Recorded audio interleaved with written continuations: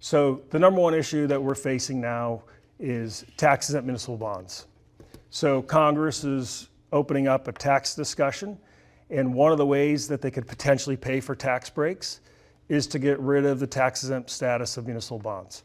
So we're talking $4 trillion in infrastructure over 10 years, over 80% of our nation's infrastructure. There's no philosophical argument against muni bonds.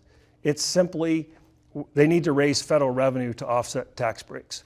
So a county like Fairfax, where you also have responsibility for schools, but also your courthouses, your community facilities, things like water and sewer, airports, et cetera, in the community, we're talking about a potential increase in borrowing costs of $860 billion to generate about $320 billion in federal revenue. So everything's on the table. What would that do if they got rid of the tax-exempt status of municipal bonds? Your borrowing costs as a county could go up 210 basis points. So 2.1% increase in your borrowing costs. Now, how do they generate revenue? The bondholders actually pay increased federal income tax. So who are bondholders? Typically pension funds and grandma. So that's who would get the tax increase. Meanwhile, your property taxpayers would pay more for your infrastructure.